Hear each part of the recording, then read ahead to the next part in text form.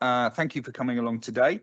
So this is the East Devon Highways and Traffic Orders Committee meeting on Friday, the 20th of March. Straight into item number one. Thank you for everyone attending and speakers for coming along today and officers for attending. Item number one, Chair's announcements. Really just a reminder that the meeting is being live streamed. Please use the microphones and, unlike myself, actually speak into the microphone so people can hear you. Please don't hold individual conversations while others are speaking. Please turn off or put your phones on mute. There we are. So we don't disturb there. And obviously also welcome to any members of the public observing the meeting in real time or afterwards. Item two, we have apologies. We currently have apologies from councillors Jess Bailey, Denise Bickley, Helen Brown, Henry Gent, Jeff Trail. Any others that we're aware of? No, I don't think so. Declarations of interest, item number three. Please declare any interest as you may have at the relevant point of the meeting. Prior to any discussion taking place on the item, you do not need to declare being the local member for any particular ward or division.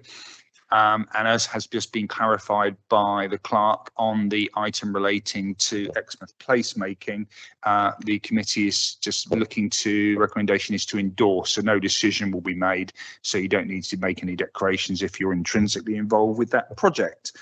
Item four, the minutes of the last meeting held on the 25th of November 2025 have been previously circulated.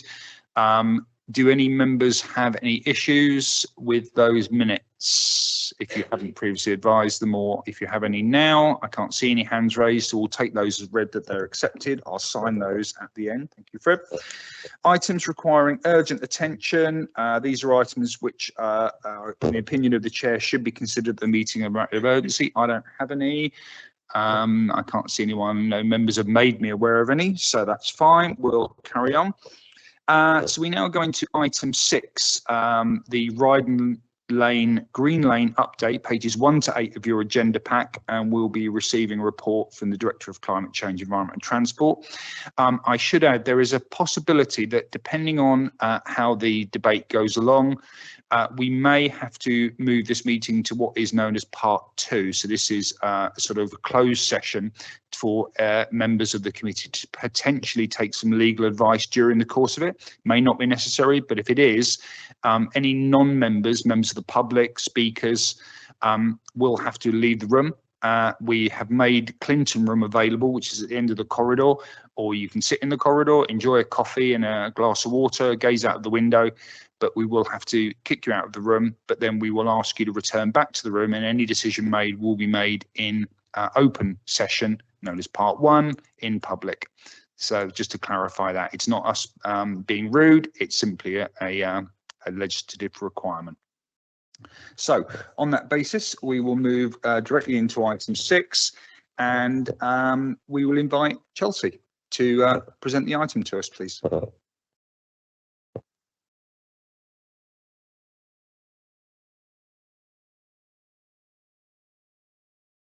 Thank you, Chair.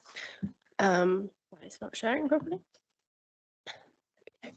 I'm Chelsea Randall, Senior Transport Planner here at Devon, and I'm here to speak to you today about Riding Lane, Green Lane. For those of you that don't know, Riding Lane is a rural lane between Exton and Woodbury.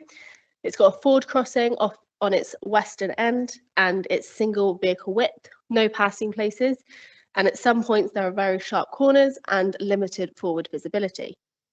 This links Woodbury onto Exton, where people can reach the Estuary Trail, the train station, and move onwards to Exmouth or to Exeter. We wanted to make this route an active travel route to encourage people walking, wheeling, cycling, or horse riding to use this lane to avoid them having to use busier and longer main roads. However, previously, the lane was of very poor quality, frequently flooded, and needed constant maintenance, which was also quite expensive as it frequently had to be scraped and resurfaced. This was completely impassable to active travel users. So in 2023, we resurfaced the lane and created a ford crossing to make it passable for active travel users. There was concern that this would increase the number of motor vehicles wanting to use the lane, therefore going against our original aim of improving the situation for active travel, as this would create a safety issue, as there was risk of collision between active travel users and motorised users, particularly when you consider the lack of passing places and the limited visibility. To remedy this, we suggested a TRO was implemented which would restrict motor vehicle except for access. This would be enforced via bollards, and the location was planned alongside local landowners. A statutory consultation was run between December 2023 and January 2024, which did receive objections. However, it was agreed at Hattock in July 2024 that Riding Lane would become what is known as a green lane, whereby active travel users were encouraged, but there was no vehicular through traffic. This TRO was sealed in November 2024 with signs and bollards implemented. Landowners were given keys to these bollards so they could remove them to access their land along the lane. Signs were also implemented further away than the bollards to warn people that they were approaching a no-through road and that there was limited space for turning once they reached the bollards.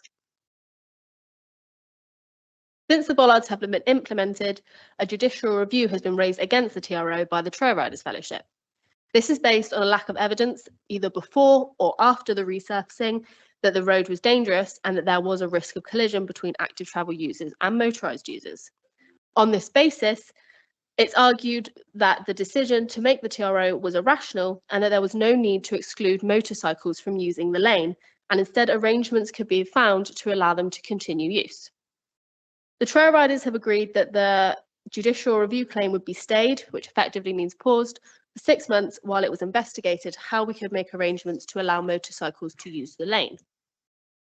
We considered a few options as a solution to this. First of all, whether we could maintain the TRO as it currently stands.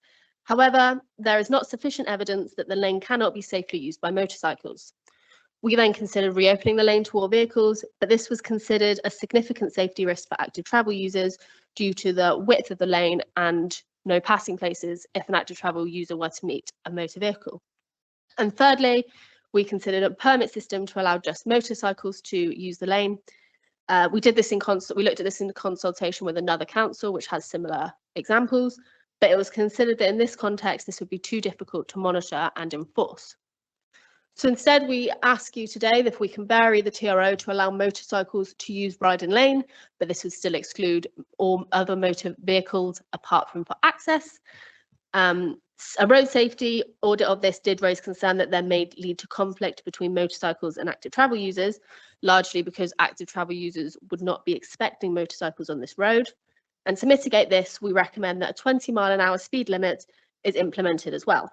Under this condition, there would be limited chance of collisions.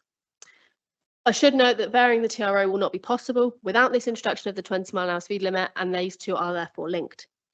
Should these recommendations pass today, the variation and the speed limit would be advertised and undergo a statutory consultation. And so to summarise, we are asking today that you approve the advertisement to vary the TRO on Riding Lane to allow the inclusion of solo motorcycles. This is motorcycles with 2 wheels and without a sidecar. To approve the advertisement of the 20-mile-an-hour speed limit along Riding Lane, and if no objections are received to both A and B, to approve the making and sealing of those orders. I am happy to answer any questions. Thank you very much indeed, Chelsea. Before we move into discussion, I'll invite speakers. We have Representative Councillor Jeff Young, who is a district councillor, and we have representatives from Woodbury Parish Council as well. So Councillor Young, if you'd like to speak. We don't have a timer, but it's sort of 3 minutes is about the thing. So if you start going far beyond that, I'll start gesticulating at you. Thank you, Paul. The report, I'm afraid, is misleading and substantially incorrect. Quote from the report, the ground of the challenge is that there is no evidence that either before or after the resurfacing and before the TRO was made, the road was dangerous by reason of potential for conflict between motorised and other traffic. This is actually, it was actually impassable, overgrown with brambles and scrap cars dumped in it. So there was no traffic. The reason footpath 4 was developed in the 1950s in parallel to this was because Ryden Lane was impassable. Another quote, the County Council has regard to all relevant matters. It could and should have concluded that there is no need to close the traffic to motorcycles because they are arrangements that could and should be made to allow the continued use of the road by them. The words continued use, therefore it's incorrect. It should read re-establish the use for road for them. Motorcycles will not take up the full width of the lane where it becomes narrow. That again is incorrect. Try the lane in the summer with a few months growth of vegetation. You cannot cycle side by side, so how are you going to pass a motorbike? Another quote, the possibility of a motorcyclist might collide with a pedestrian or cyclist due to the fact that pedestrians and cyclists may not be expecting a motorcyclist, quite right, to be using the lane. This combined with the fact of the lane is narrow in places, 2.4 and 2.5, and at several locations there is restricted forward visibility due to the alignment of the route. However, the risk that arises from these factors may be mitigated by imposing a 20 mph speed limit. And what about horse riders, I say? Children, blind bends, and the comment may be mitigated by imposing a 20 mph speed limit. Who on earth is going to be checking that motorcyclists are keeping to that limit? I can see police cars chasing down that lane. The council could decline to vary the TRO. This is not recommended because it is not justified by the evidence that the lane may be used safely by motorcyclists. I challenge that. I believe it can be justified. Ryden Lane is not an ancient green lane, as it was built specifically to allow horse-drawn carriages from Woodbury Holt, now Exton, in the mid-1850s. It became impassable in the 1960s, and in terms of car rally and trial riders, it became a no-goer. That is, you just can't go down it. Through local community help and rights-of-way officers, it became accessible again and now benefits a tarmac surface, thanks to Devon County Council funding. It's identified as part of a wider multi-use trail network to connect the ever-popular ex-estuary trail to the new town of Cranbrook and to Killison, as well as parts of the Clis Valley trails. Councillor Young, I'm sorry to cut over you. One more point. Thank you very much. Yeah. The travel counts are misleading, as the route is as yet poorly marked and not therefore well known, but will eventually connect 2 new towns to the estuary trail. I attach, so I'll leave it there. Thank you very much. Thank you very much indeed. If I may invite the speakers from Woodbury Parish Council, my apologies.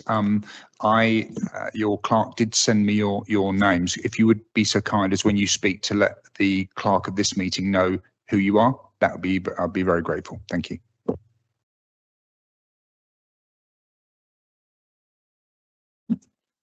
Good morning. My name is John Pine. I'm from Woodbury Parish Council. Woodbury Parish Council has tried to provide traffic-free or footpath connection between Exmouth, Exton, Lympston, Exeter, Woodbury, Salterton, and the national landscape. I see that the national landscape they're trying to connect it to the Devon Way, which goes through Woodbury Common. What we've tried to do is provide a linkage between all these sites for safe access. It's interesting that your map shows Ryden Lane. We are only concerned, and we're talking about here, a section of that, which is approximately 1.3 kilometers long. We're trying to suggest that to be safe has to be restricted. Your statistics taken on one day in July 23, one day in October 24, and for a whole week in October 25 between the hours of 7 and 7 o'clock shows the number of pedestrians, cyclists, motor vehicles, and one motorcycle. I would like to know where that was taken. Parts of Ryden Lane are accessible to motor vehicles of all types because there are houses at both ends of it. We're dealing with the section in the middle that was totally impassable. Before this renovation commenced, I was on the council. I rode a bike, an ordinary mountain bike along this. I fell off 4 times in August. Perhaps I'm not a very good rider. Statistics that you have quoted, where did you get them from? 311 people have run on the section we're talking about since it opened. This year, 34 men alone have run along that section. Not once, some of them up to 15 times. Unfortunately, I can't see the women's. The bike usage on that has been 559 times. That's not in one direction, that's in both directions. It is documented. You can see the age, the speed, and the weight of the riders, where they've been and where they've come from. That's not quoted anywhere. So where was this done? How was it done? Has it been published anywhere fully? Now, safety. As a runner and a cyclist who uses this pathway regularly, there's adverse camber. There is still water across the road in places during the wet season, which is probably 9 months of the year. It's blind. There are hills and everything. It is the only passable way between Woodbury and Exton. There is a footpath, but it says in the report it would be too expensive to upgrade. This is the only viable proposition. The objection seems to come from the Trail Riders Association. Is this a trail or not? The section I'm thinking about may be very loosely described as a trail, but it's now got a tarmac surface. The only access to this for some horse riders is directly onto this Ryden Lane because the stables meet or come off of Ryden Lane, the tarmac section. Safety. I'd be more concerned of a motorbike hitting me at 10 miles an hour than 20 miles an hour. And I notice you can't justify having a permit scheme because it cannot be monitored. How are you going to monitor a 20-mile-an-hour speed limit on the section that the trail riders are perhaps talking about?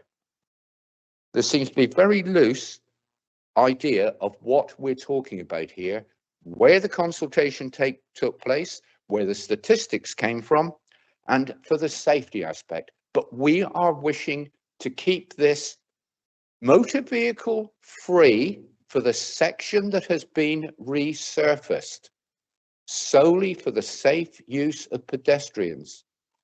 I've used it with my grandchildren. 6-year-old boy on a bike, it is ideal. A 6-year-old boy on a push bike facing a motorcyclist that's doing less than 20 miles an hour is a no-brainer. Now, where does safety come into this? I can understand you saying there's no evidence of this. No, nobody's been killed there yet. Nobody's been hit. But the bollards that were put in have been broken. The banks where people have tried to go around the bollards have been broken down. So where does this stop? What is safety? Does it require an accident to happen before this is just continued as it is at the moment? Can I thank personally Jeff Trail and Richard Scott, county councillors who put in a lot of your money into doing this. Jeff Young and East Devon District Council, who have supported this. Time and money has gone into this. Thank you, Councillor Pine. May I ask you just to, if you would just want one more paragraph to sum up? No, Thank just you. keep it as it is. Thank you Thank very you. much indeed. Thank you for coming along. So, members, you've heard from our officer, you've heard from some speakers. Can I open it now to the membership of the committee to, we'll have a debate and seek your views on what you've heard, what you've read, and see if we can come to some conclusions. Then if need be, we'll draw upon our legal counsel to give us some more input. Who wants to go first? Councillor Dumper. Thank you, Chair. Can I ask, the report details that part of this was to designate this part of Ryden Lane as a green lane. Now, what does the designation green lane actually apply to, please? Does it exclude motor vehicles or just motor vehicles with access or whatever? Thank you. So a green lane is, it's not exactly got a very strict definition. It's essentially a lane with low levels of traffic and encouragement of active travel using it. The green lanes that we have implemented, we've tried to make it so there's no through traffic. It's only traffic, both motor vehicles with access, and then we encourage active travel to use it.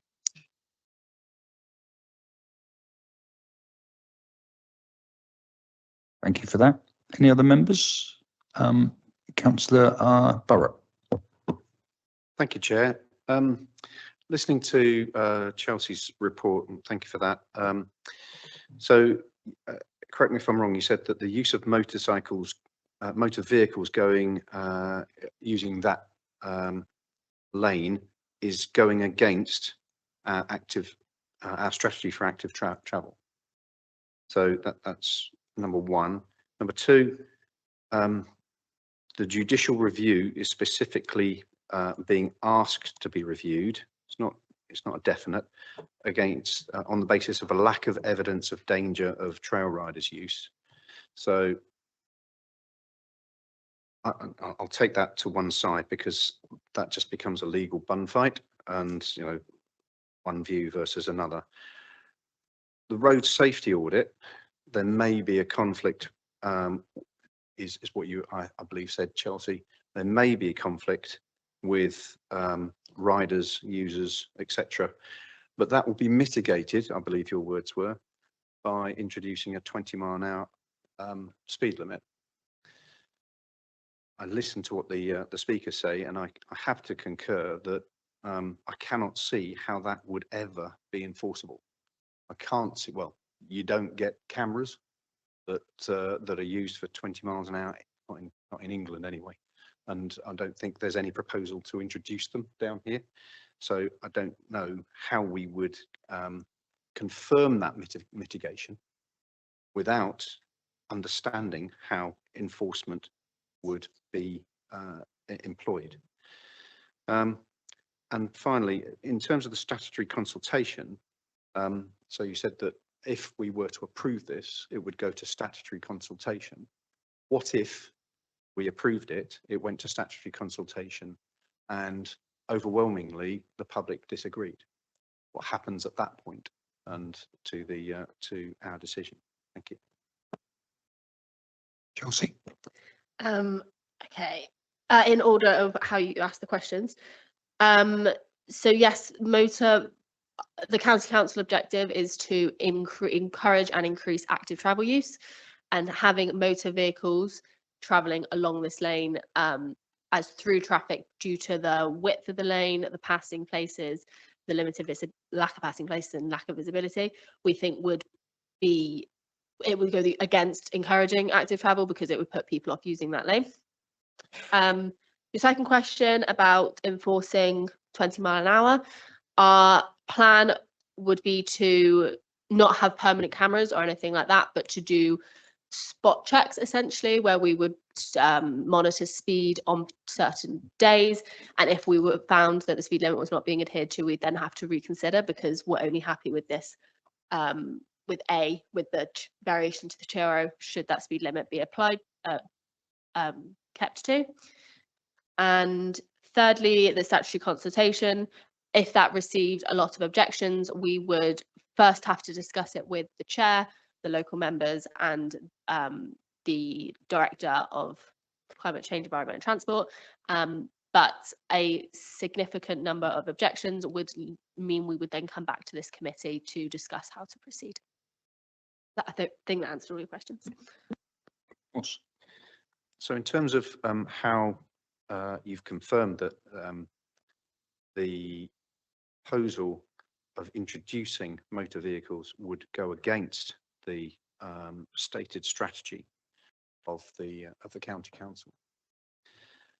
So how do we get to, in section 6 of the agenda item here, so section 6, where we are scoring the decision, how do we get to the position where we are going against the stated strategy, and yet each and every one of these scoring chart suggests that we are in favour of it? This is a positive outcome. So I'll read the comments. By varying the TRO, motor vehicles are still restricted from using Ryden Lane, which creates a safer and more attractive environment for young people and families to utilise. Well, all the comments that I've seen from protesters who are objecting to this are saying exactly the opposite, that the introduction of motorised or motorcycles to this lane would restrict them, and they would reconsider walking, cycling, riding down this lane. A green Devon for future generations. This scheme promotes and enables sustainable futures by improving facilities for walking, wheeling and cycling. It doesn't. It does the opposite. We've already done that. We've already, and I've used it. No, sorry, I take that back. I tried to use this lane once before it was improved as a cyclist. I got not very far, and I had to turn back. But now I understand it's you know, a great improvement, and it's able to be used. So we've already done the improvement. I cannot understand how we are scoring positively for this proposed amendment.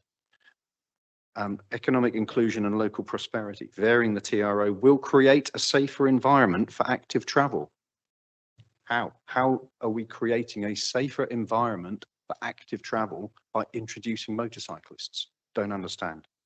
Stronger communities and safer places. The scheme will provide greater opportunity for physical activity. We've already done that without varying the TRO. This proposed amendment doesn't do that. So I would put strongly that the proposed or the suggested scoring of this scheme is not logical, frankly. At this point, Chelsea, I won't get you to come back, because I think those points are what I would call rhetorical. You're stating your view. So I think, Chelsea, please then. Thanks. I totally appreciate what you're saying. I just want to note that in 6.1, this table, the scoring is when comparing the introduction of motorcycles to removing the TRO completely, because those were the options in front of us. I understand it's confusing, but just 6.1 does said it's comparing to the removal of the TRO completely. Thank you. Councillor Hookway and then Councillor Jeffries. Thank you, Chair. I'm going to try take a slightly different approach, not to repeat what Councillor Burrup has said. I'm very pleased to hear that you are prioritising active travel. I think I want to look at that slightly wider.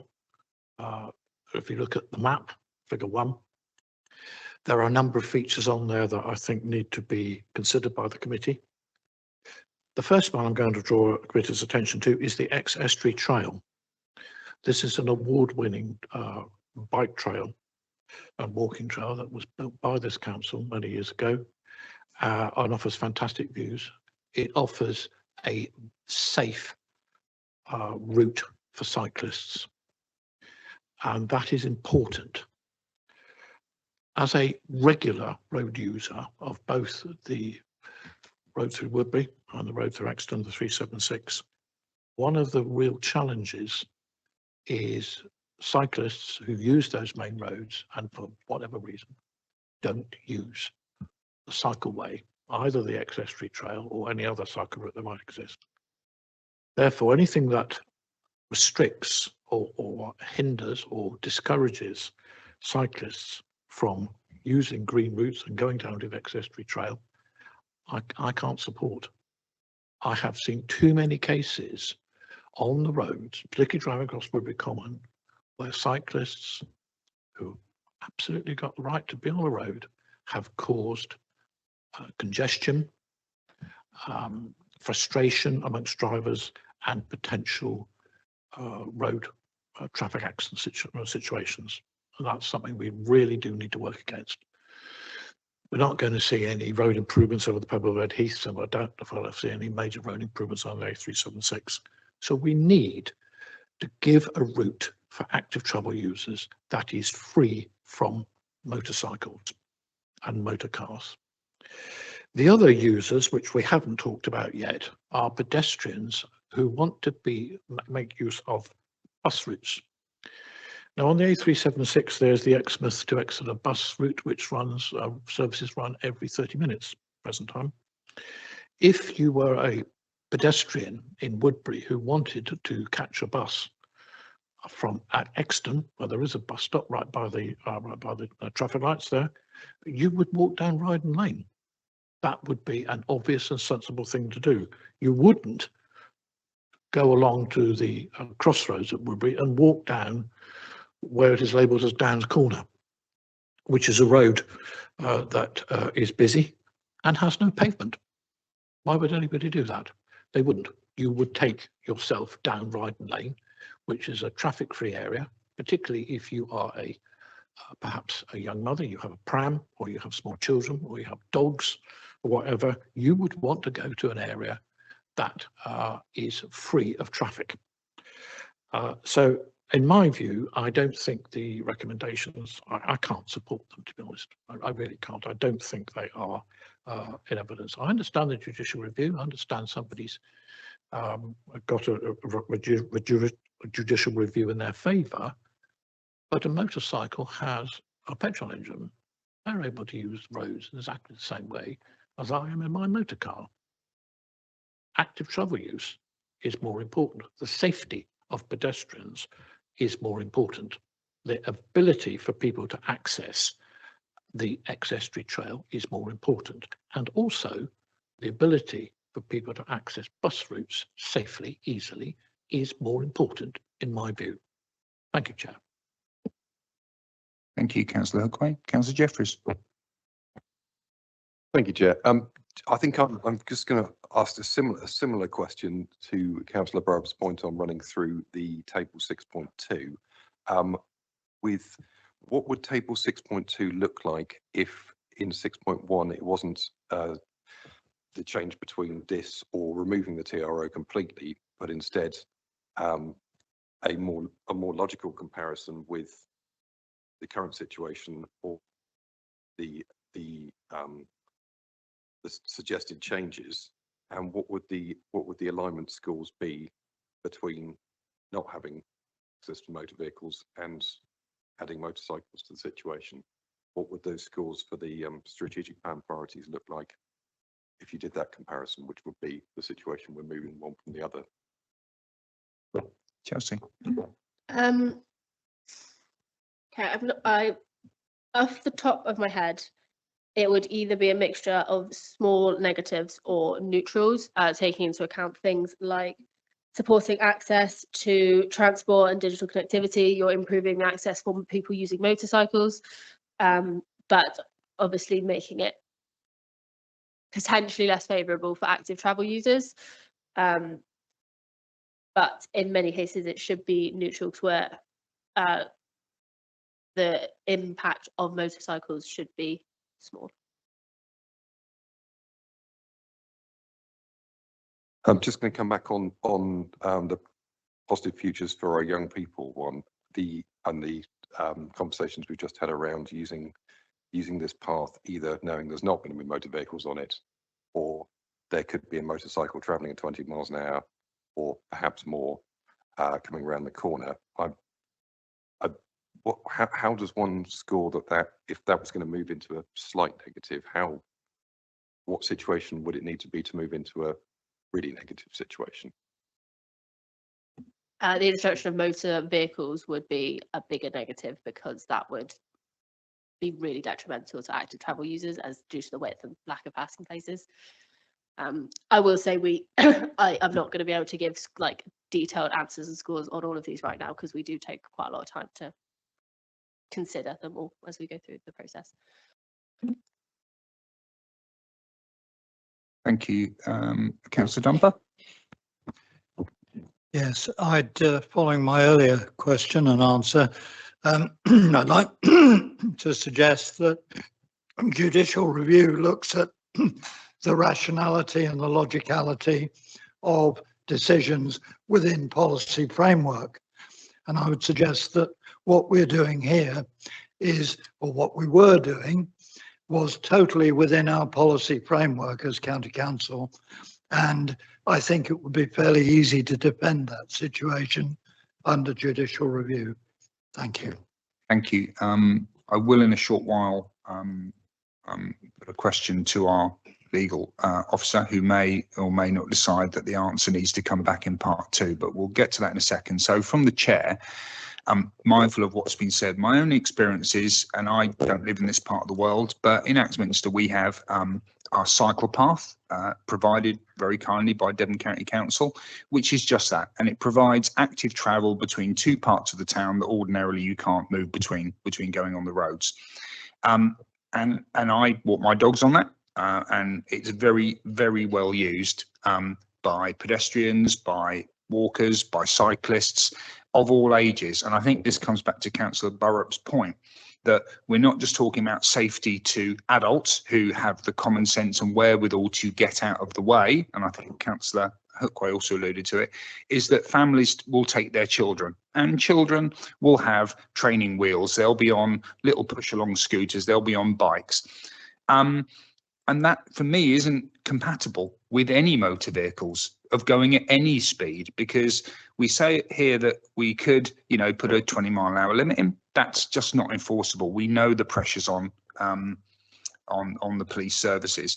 Doing it as spot checks, well, for the one time you're there for an hour, that's every other hour of every other day of every other week when you're not there.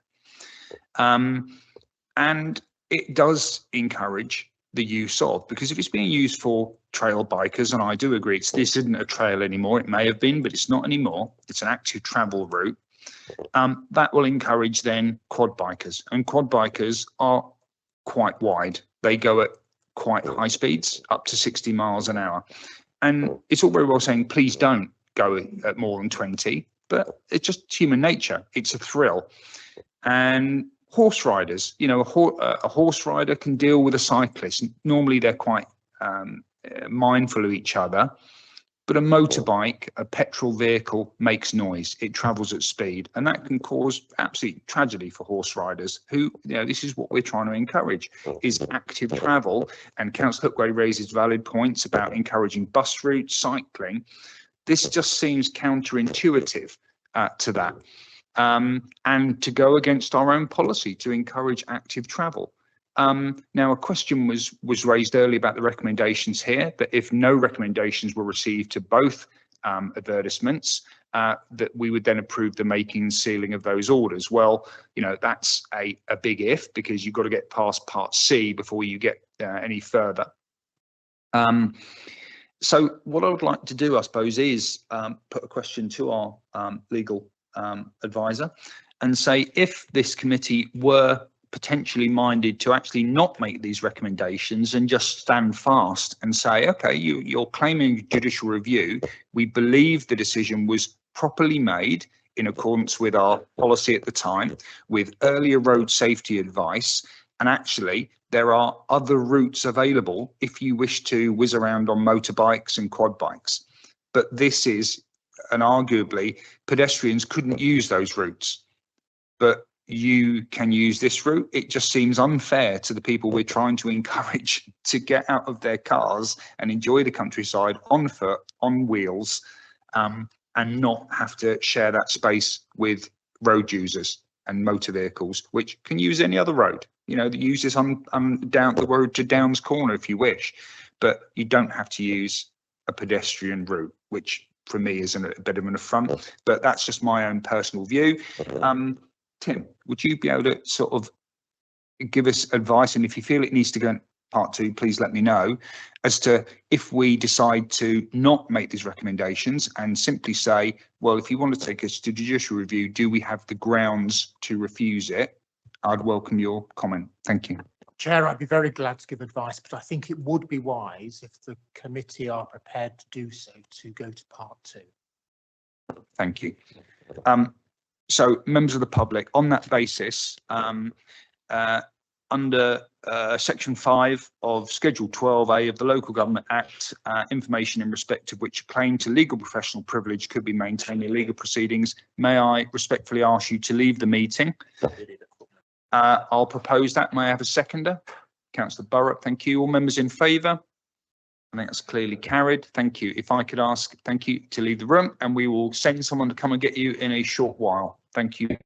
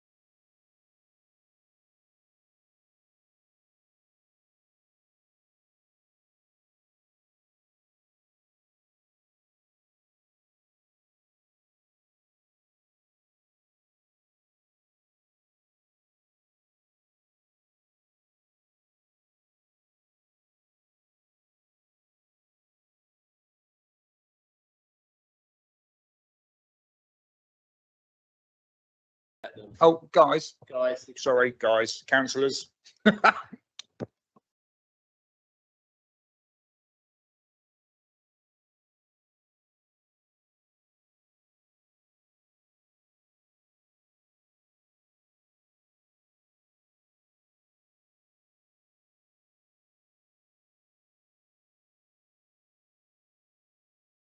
Thank you, Zoe. Thank you, Simon. We're just waiting for the members of the public to come back physically into the room.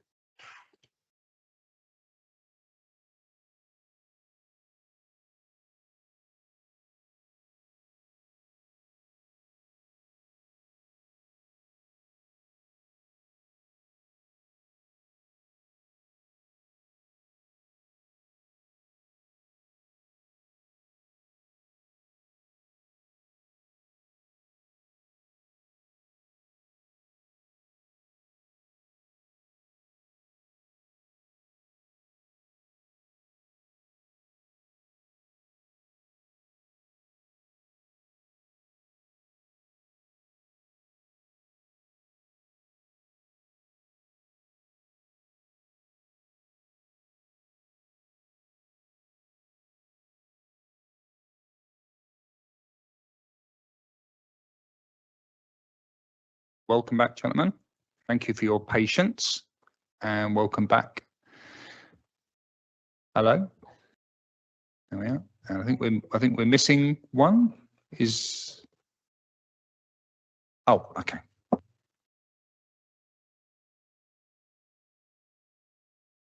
We will just wait for the final member of the public, non-committee member, to return, and then we'll resume. Oh, and Richard.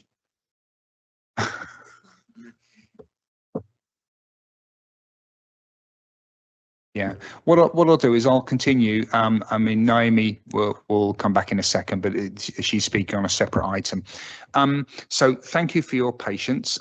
The committee has considered the legal advice in part 2, the confidential legal advice. And on the basis of our debate, which was vigorous, and taking on board the advice and evidence gathered, I'm going to propose from the chair that this committee does not approve these recommendations A to D as listed in the agenda, and that instead we put forward a summary of reasons why we believe that the original TRO was properly made with evidence, and that is on the basis of safety to pedestrians, safety to cyclists, the basis of the original order in conjunction with the County Council's active travel plan, strategic plan, and that on that basis, if we need to proceed to or contest the judicial review, we will. The full set of reasons to be compiled between myself as chair of HATOC and the clerk of the meeting in consultation with officers to formalise those reasons to defend our position if we do end up being challenged at judicial review, that to be published, made public and published, and then brought back to the next HATOC committee for endorsement and further debate and tweaking of those. But essentially, this committee, I believe, and I'll propose, approves and endorses the original TRO that was made, and that we don't seek to vary it today. That's my proposal. Do I have a seconder? Oh, Councillor Arnott, thank you. All members in favour of that motion? All those members against? Thank you very much indeed, Councillor Vanson. And all those abstaining? Okay, I believe that's carried. Thank you very much indeed, speakers. Yes. Thank you very much, Fred. We'll have a 5-minute comfort break now, and we'll, Zoe, if you could close the live stream down for 5 minutes. And thank you very much, speakers. Indeed. And thank you, all officers. Thank you, Tim, for your advice. Very much appreciated. I think so.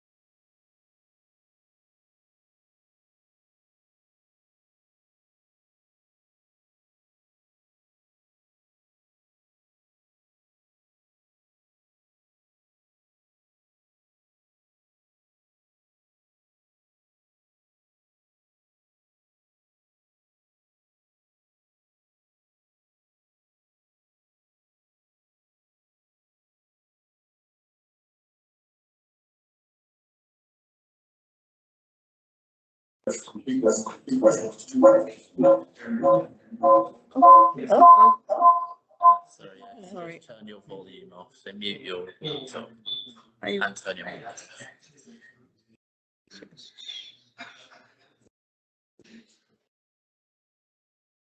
That's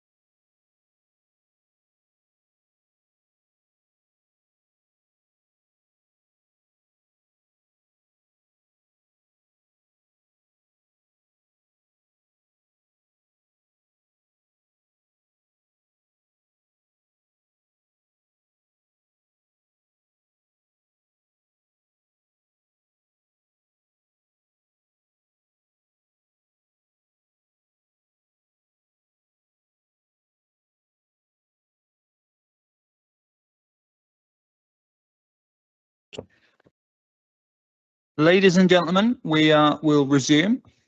I hope you all are suitably refreshed after that break. Thank you for your forbearance for that last item. I think it was well made and well discussed.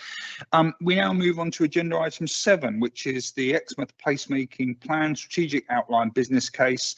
You have received a report from East Devon District Council, and the recommendation today is that this HATOC endorse the Exmouth Placemaking Plan and Strategic Outline Business Case. So may I ask representatives from East Devon, Marie and Naomi, to speak to or present to the committee. Thank you.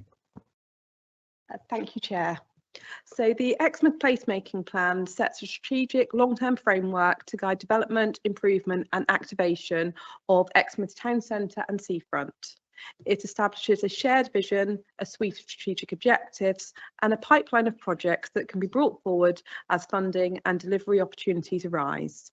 The plan serves as a policy guide aiming to support Exmouth socio-economic sustainability, with the key drivers of the plan are to strengthen Exmouth's economic resilience and year-round offer, improve physical connections between the town centre and the seafront, address climate pressures and support nature recovery, as well as to meet changing visitor expectations through high quality public spaces. So I'm going to go through a short presentation now. I'm very happy to take any questions during the presentation on the placemaking plan and the work we've been doing over recent years to get to where we are today.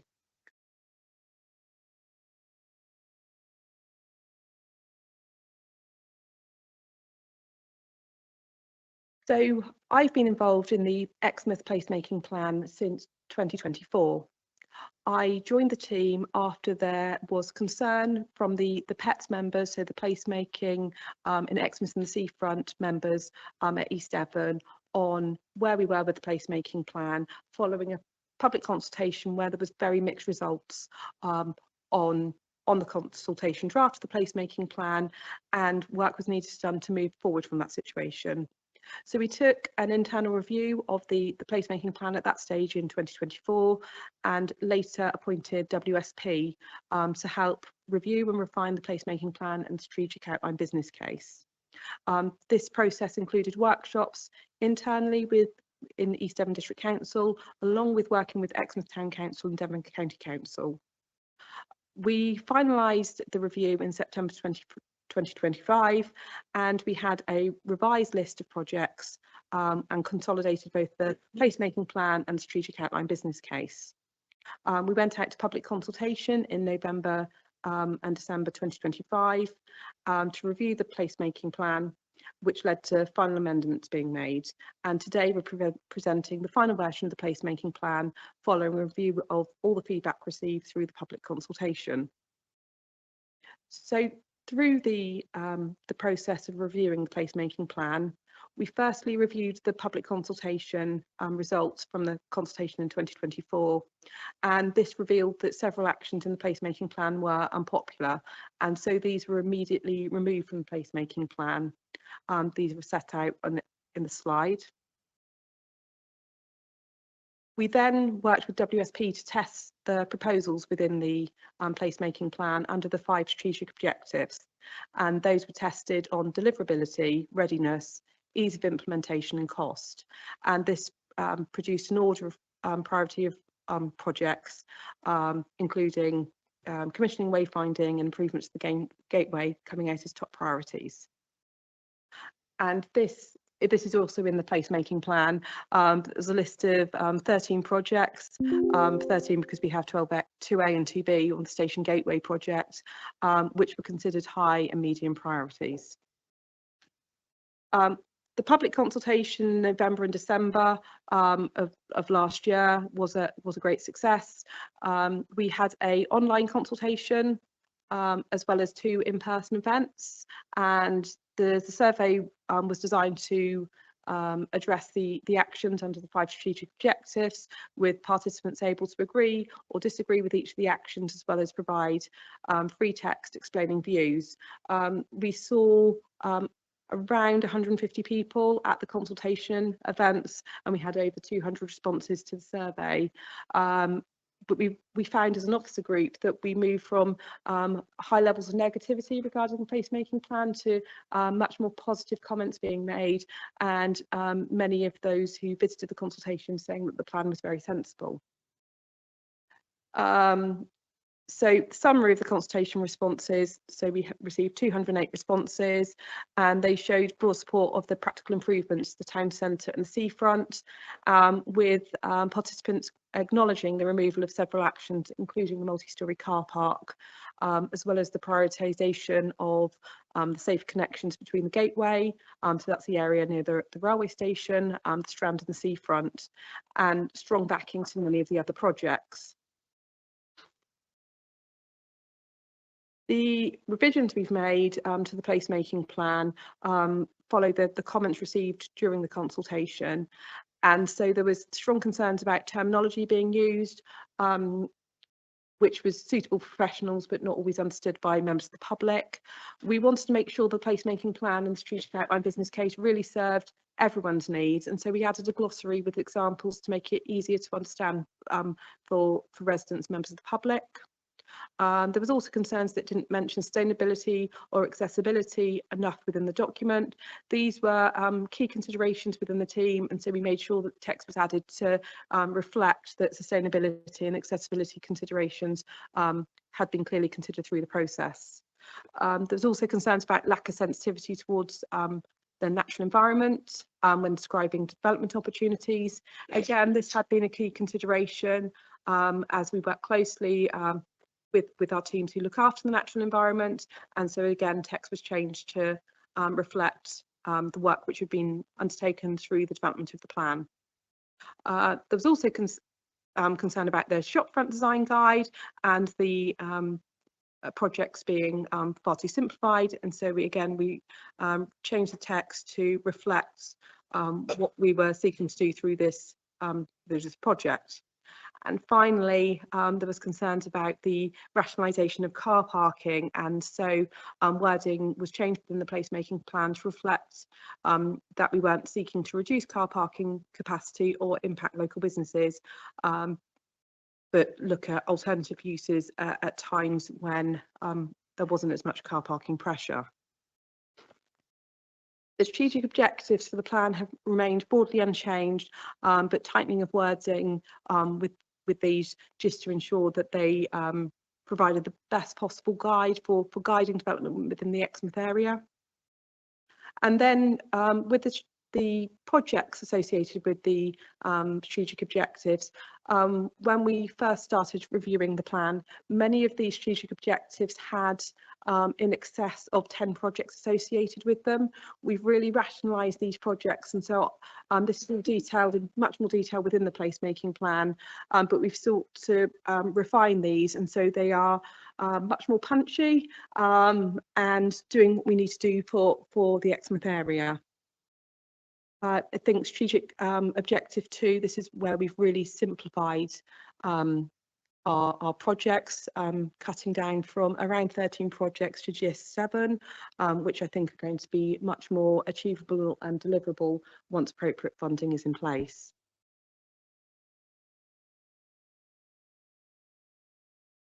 The strategic outline business case has remained largely unchanged, just with the changes made to text as the actions have evolved from the consultation process. And then with regards to the next steps, we have already presented the placemaking plan to our PETS committee at East Devon District Council earlier this week. We're here today seeking endorsement from the HATOC committee, and then we are at Exmouth Town Council on Monday to hopefully gain endorsement for the plan before we take the placemaking plan and the strategic outline business case to East Devon's Cabinet on the 1st of April, where we'll provide verbal updates on the outcomes of these meetings. Thank you, Chair. Thank you very much indeed for that comprehensive summary of the opportunities and the placemaking work. I'll open it out to members of committee. I think it should be, just for the purpose of probity, we pointed out that half of East Devon's Cabinet is here. So but we will not be predetermined. And a great deal of actually Exmouth Town Council as well. Hello. So members, Councillor Dumper, I think you wanted to come in. Well, first of all, many thanks, of course, to Naomi and to Marie for all the work they've done over the months. What I'd like, just one thing I would like to say to this committee, and that is that there is one proposal in there which I think affects us and broader actually than Exmouth itself. And that is the idea of a park and ride at the Soughton Park and Ride Centre, with the idea that people will come off the motorway, off other major roads, and will be able to access Exmouth via the train. And I think that is a brilliant proposal. I think the whole idea of the 10-year plan is good, and I would certainly propose the endorsement of it at this stage, but I do want the rest of the committee to understand what's going on. Thank you. Thank you very much, Councillor Dumper. Councillor Hookway? Yes, again, really to support Councillor Dumper's views. Thank you to Naomi and Marie for their hard work and presenting this report today. This is a very important plan for Exmouth. We absolutely require the support of Hattock because not only is the park and ride scheme a very important scheme for Exmouth, but also there are issues around, for example, beach gardens. We need the support of officers to know exactly how we might proceed and make that a safer and more effective space. And I would finally draw members' attention to section 11, the summary within the report, which sums up very nicely what should be doing. And I'm therefore very happy to second the recommendation. Thank you, Chair. Thank you very much indeed.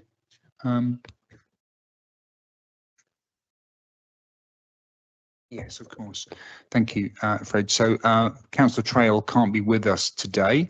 He has a conflicting engagement. He has emailed in just for members' benefit to give his support to this in his absence. So that's reassuring as well.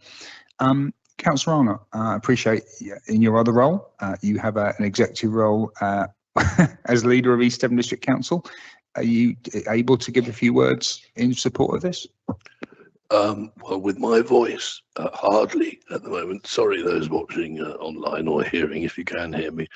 No, I would just seek to support it. But yes, it is probably judicious to declare that I am also the vice chair of the Exmouth Placemaking Committee, as well as leader of cabinet at East Devon.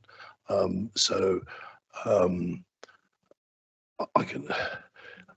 am not predetermined in this place on this decision, but happy if has anybody proposed it yet? We've had a proposal in second. It was mindful. Thank you of your words there. Councillor Hookway. Following on from Councillor Arnott's example, I ought to declare that I am the chair of the Pets Group for Exmouth. Thank you. Thank you. I think anyone who's followed this through the East Devon process and who's read the minutes and the notes, I think it would understand that, and that all of us have different roles that often overlap. But thank you for your honesty and probity there. So do any other members have any comments or views that you wish to put through? Councillor Burrow.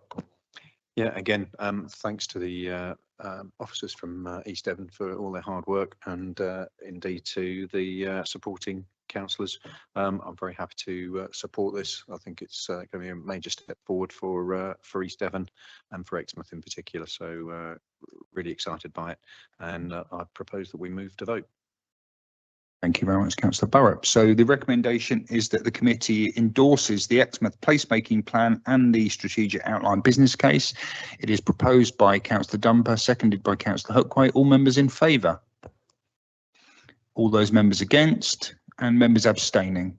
Councillor Vanson abstains. Thank you very much indeed. That's clearly carried. Thank you very much indeed, members. Thank you, Naomi. Thank you, Marie, for your contributions. And best of luck with taking it forward in your authority.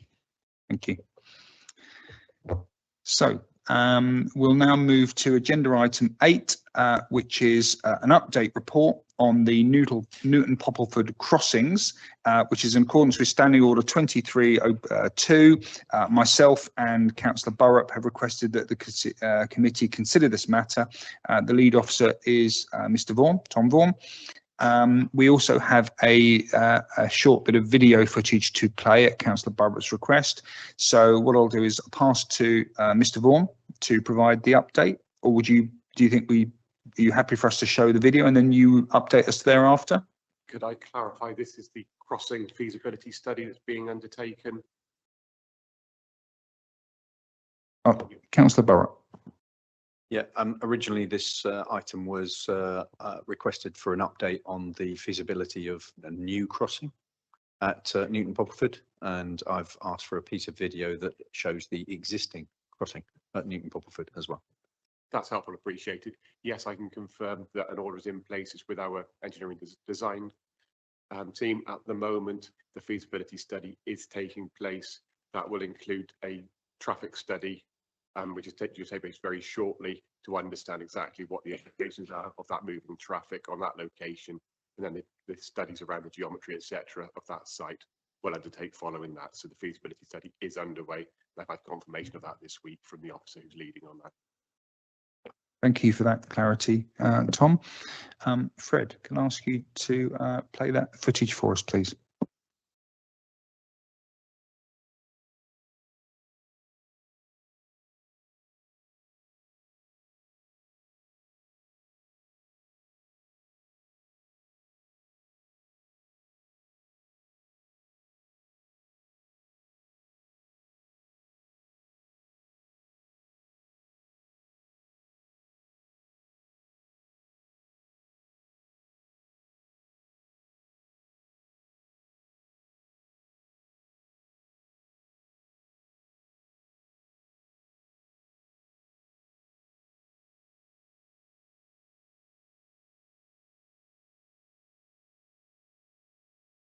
Tom. If I could clarify, Chair, that's not the same location. That's the feasibility study which has been undertaken. Thank you for that clarity. Councillor Burrup, do you want to provide some Thank you. Yes, context so to the footage? So the context for this is, as I said in my introduction, we have a feasibility underway for a second crossing, well, revised crossing, shall we say, in Newton Poppleford. One of the considerations is improvements to the existing island crossings, which are within the 1.1 miles or so length of road that the A3052 spans in Newton Pop. And also the request for the potential for a second crossing, or a second controlled crossing, shall we say, across the carriageway, if it is indeed justified by traffic and surveys, etc. So that's really what we were here to hear the update on. Since then, I've had a report of a further near-miss incident on the existing crossing in Newton Poppleford. That is the existing crossing. It's the only controlled crossing in Newton Poppleford spanning the 1.1 miles. And what we saw here is, many thanks to resident Margaret Kimber, who is a nonagenarian resident of the village, similar to the late Ken Cooper, who tragically died when he was hit on this crossing in December 2020. What we've just witnessed, and what this video shows, is the crossing being used to its fullest. So actually, Margaret takes 16 seconds to get to the point where the lights change. She is already, or still, 2 meters or so away from safety. Now, I asked for Fred to circulate the coroner's report or letter to the to Meg Booth back in 2021, I think it was, following the inquest into Ken Cooper's death. And at that, the coroner asked for officers to consider changing the timings. So we have a perfectly functioning crossing here. We have residents who are failing to cross a road in the time permitted under the, and I know it's to standard, so I absolutely get that. We are operating to a recognised standard of activation. This is being triggered correctly, so she's getting the full 16 seconds of transit before the lights change. It's not enough. It's not enough. I've had another near miss, this time from a parent and a toddler trying to get across the road. They didn't get across before the lights changed and traffic started to move. Now, I don't want, I'm bringing this up, and I know we've seen this before at this committee. I'm bringing this up because I really, really do not want another tragedy. So I'm asking this committee, can we extend the time of this crossing to beyond 16 seconds, please? Thank you. Thank you, Councillor Barrett. So I suppose on the back of that, and thank you for the updates and the confirmation of the feasibility study. I suppose my question from the chair would be, we have a limit of 16 seconds, which I guess is it must be a minimum. That's a time. Are there any legal reasons or regulatory reasons why for this particular crossing could not be extended at an extra 10 seconds to the crossing time? I mean, arguably it would inconvenience cars by another 10 seconds if the crossing were in use, but it's not in use 24 hours a day. So Tom, could you perhaps give us some clarity on, is there anything legally that would stop a tweak to that crossing having additional time added? I think the best thing I can do is draw members' attention to the report of July 2022, which was analysed very robustly during the HATOC of that month. That 16 seconds, which actually extends to 18 pre-shadow with the red amber change, does include specific green man time, which was extended to 7 seconds in June in 2020. I believe that was as a COVID matter. The clearance period, whilst fixed, it does have a variation on that based on detectors and pedestrian speed, which I believe is 0.5 meters per second for the pedestrian. So that then you end up with a total maximum time of 9 to 16 seconds. And it was set out in that report. A lot of the reasoning behind that is to avoid complacency of red lights when drivers get used to red lights being there and nobody being on that crossing. We have to make sure there is a balance kept to make sure we can avoid that. This is very much in line with national guidance and those which have been introduced across the country. So if I could draw members' attention to that report, that's probably the best level of evidence that could be provided. And that is, I could also clarify, in response and refers to the coroner's letter request at that time. Thank you. So mindful of that, I appreciate, complacency of drivers, it has to be considered. But Councillor Burrett has raised a valid point about actually it was a fatality. Someone's life was lost. And if there is national guidance, I suppose I come back to my point, is there anything in legislation that would consider, because East Devon particularly and Newton Poppleford and areas around there have a very high demographic of elderly persons. That's just a fact, statistically. So national guidance has to cover areas, Cranbrook, where you're a young population, to places like Sidmouth and Budleigh Salterton, where there is a high demographic of elderly people, but national guidance has to cover everything from A to Z. Is there anything, mindful of that report from 2022, that we could do as a committee, covering our role as the Highways and Traffic Orders Committee, to say, actually, we're mindful of that. We note what the national guidance is, safety guidance, but we feel actually that particular crossing should be 20 seconds or 24 seconds. Thank you, Tom. From a legal perspective, I would strongly recommend national guidance is followed. If we step away from national guidance, that may well be challenged in the future, should there be any further instance. At that point, that's where the justification would be required. So a court would very much look upon guidance as being the correct method to introduce. Councillor Burrett. So thank you, Chair. So I absolutely hear what Tom says, and we live in a very litigious society. I've just demonstrated to this committee that we have residents in Newton Poplarfoot who are unable to cross the road using the pedestrian crossing that we have provided as DCC in the maximum amount of time that is allowed on that crossing of 16 seconds. Okay, that's the maximum, not the minimum.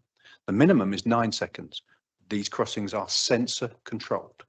So if, in terms of, to answer Tom's point about complacency, driver complacency, there is nobody on the crossing, or the pedestrian has already crossed, because they're an agile, nubile young thing like the chair here, then they're managing to get across in 9 seconds, the lights change. But if we've got a nonagenarian resident or somebody manhandling a toddler to get across the road and they're failing to get across in 16 seconds, the lights are changing then, and they're changing unsafely. So I hear what you say about national guidelines. I hear what you say about recommendations to follow the standards. But if we document our reason for changing it to extend the sensor time to allow for a further 6 or 9 seconds that it would have taken Margaret to get safely across the road before the lights changed, and we've had a fatality where the coroner has said the reason for this fatality is that the lights changed before the resident got across the road, I think, going back to our learned colleague who gave us advice earlier, he'd be in a pretty robust position to defend the actions of this committee. So I ask again, can we extend the sensor? Is there a mechanical reason why we cannot extend the sensor to up to 25 seconds? So it will be 9 seconds to 25 seconds.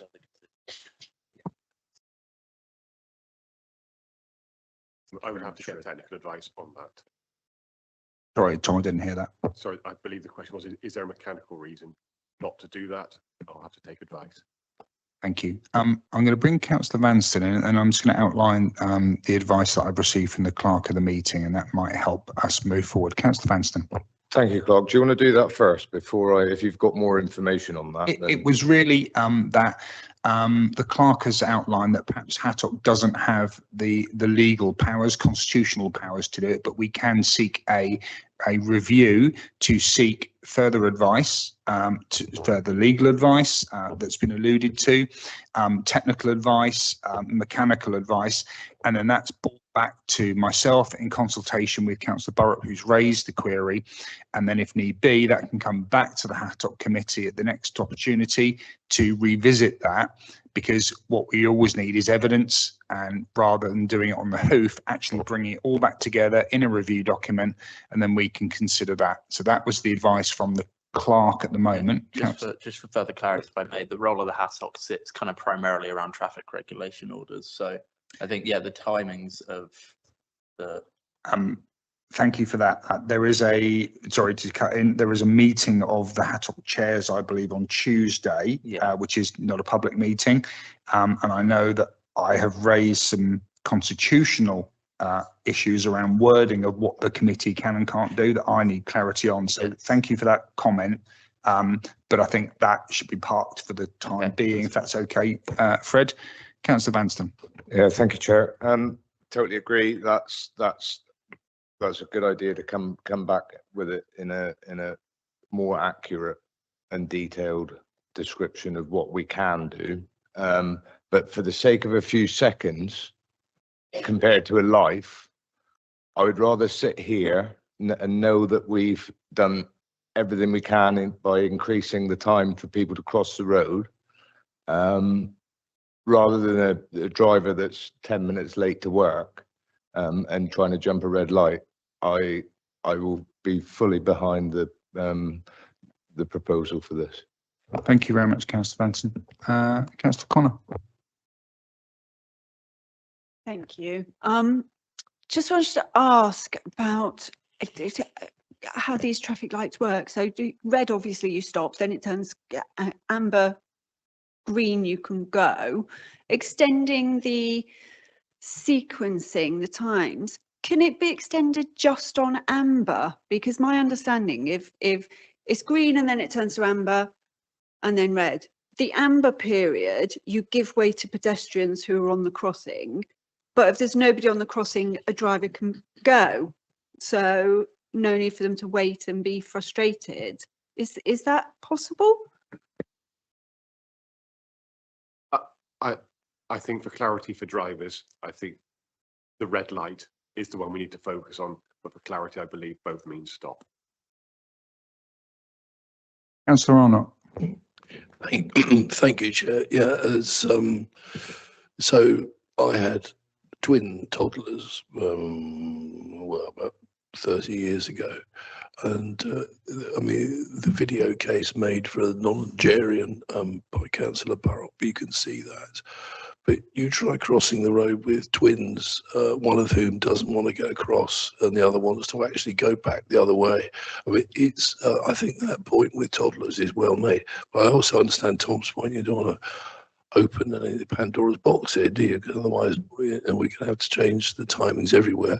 In this case, it seems there is clear proof of one death that's gone through, a coroner's court, and evidence of a recent near miss as well. So I would entirely endorse what you're suggesting here, Chair. Thank you.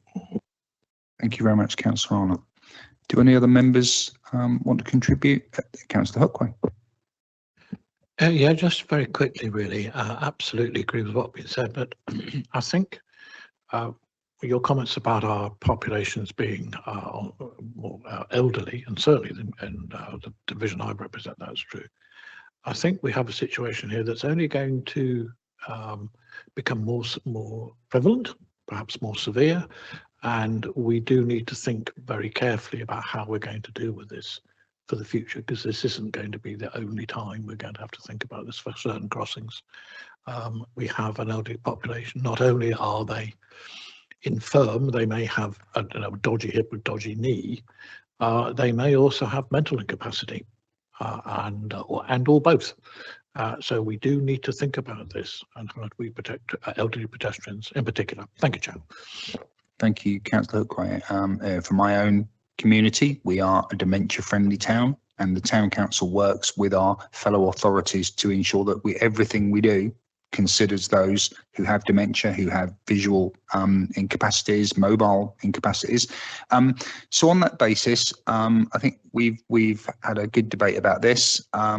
It's the agenda item is to receive an update. I think we have received an update. Thank you for members' contributions.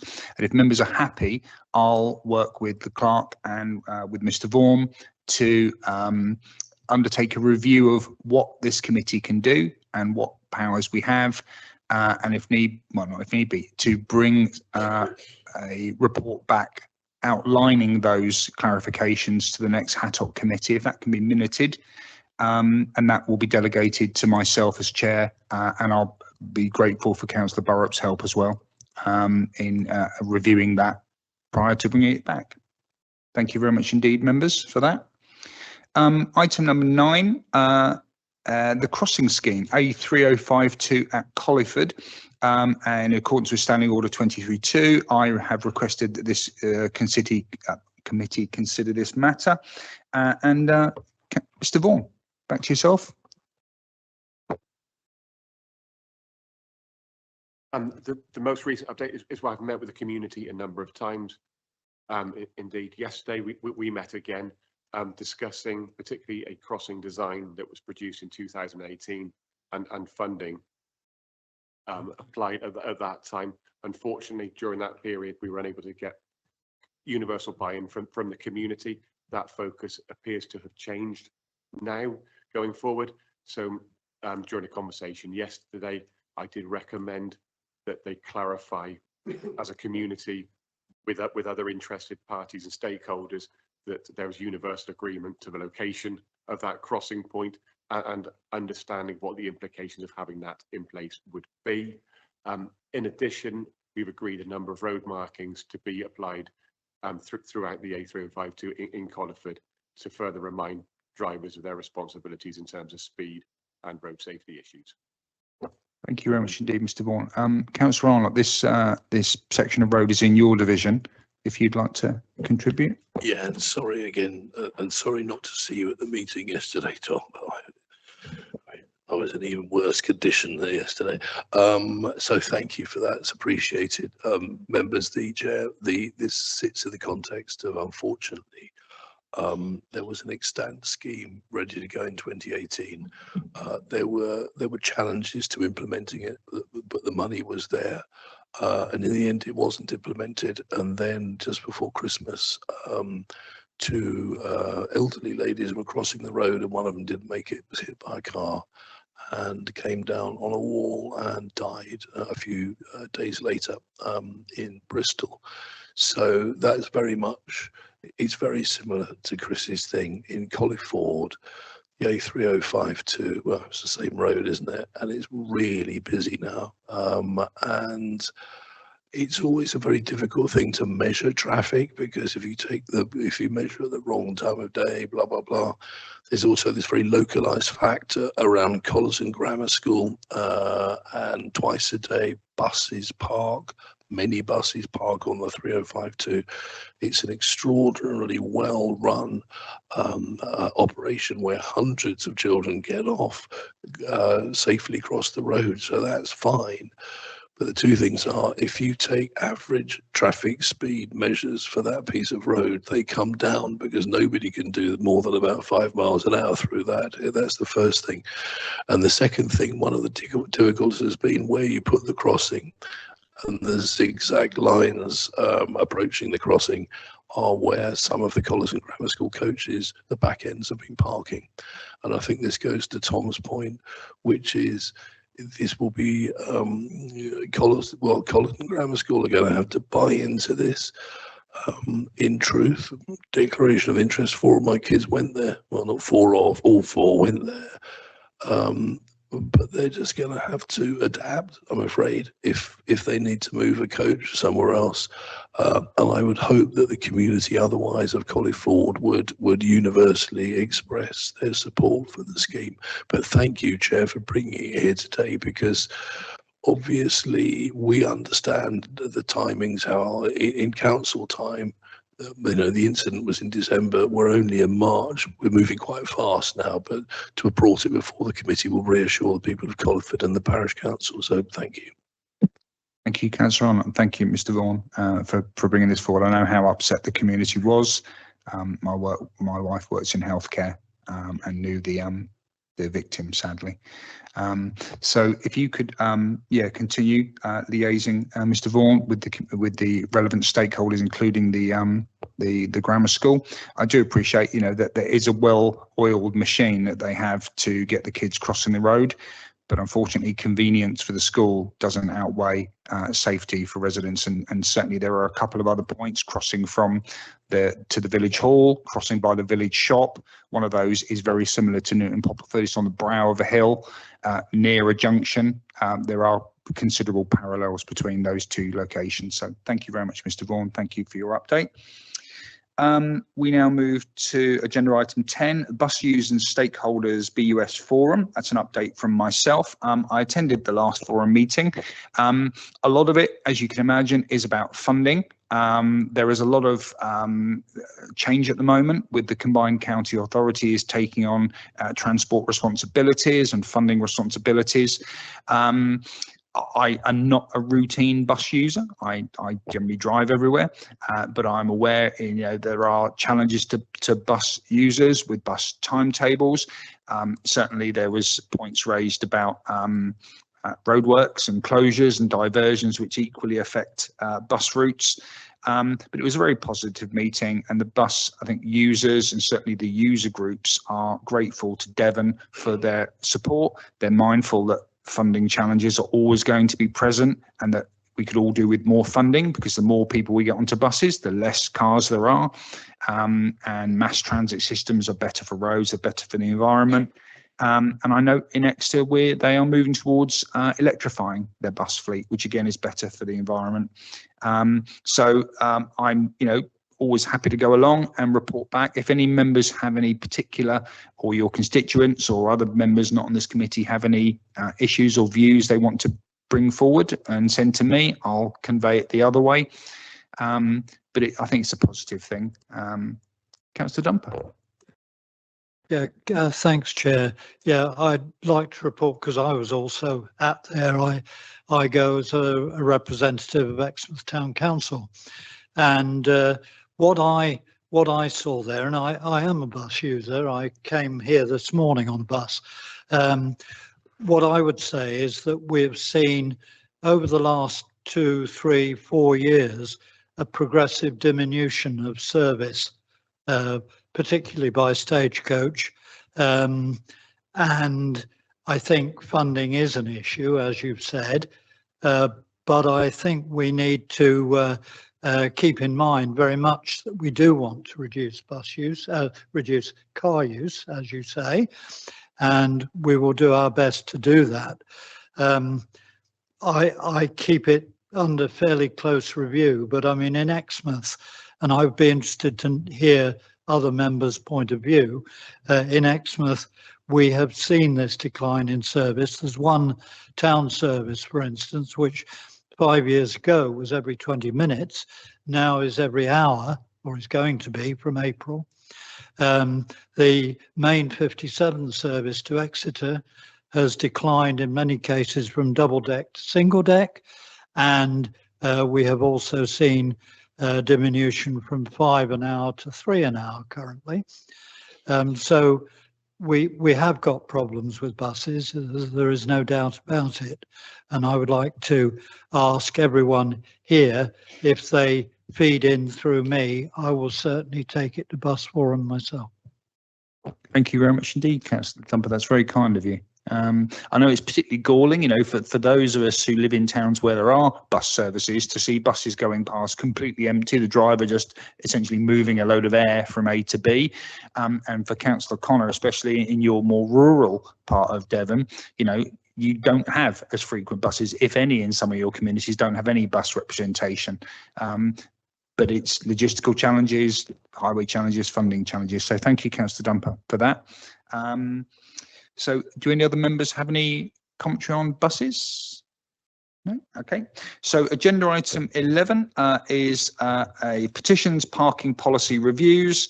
And this is a note here that there was an e-petition on the night bus service. So relevant for Ottery St Mary and Honiton that ran from the 17th of December to the 17th of March, asking for late night bus services linking Exeter, Honiton and Ottery St Mary, and 16 people signed. So that's just a matter of notation for the committee. Agenda item 12, matters taken under delegated powers, 93 to 94. I think that's just for noting. Do any members have any commentary on that? It's listed within your agenda papers. No. And agenda item 13, which brings us to the end of the meeting, is the dates of future meetings for your diaries, 20th of July, 17th of November this year, and then moving into next year, good Lord, 2nd of March 2027, all at County Hall. So on that basis, may I thank everyone for your attendance today and your contributions to the debate and the discussions. It's always very appreciated. I know we had a lot of apologies today, so hopefully next time we'll have a full house, but you know, members do have other things going on in their lives. Thank you to all the officers for your time this morning. Thank you, Fred. Thank you very much indeed. Thank you to all the speakers who've left for their contributions. And all of you, however you travel, have a safe journey home, and I'll see you all very soon. Thank you. Meeting closed at 12:39. Thank you.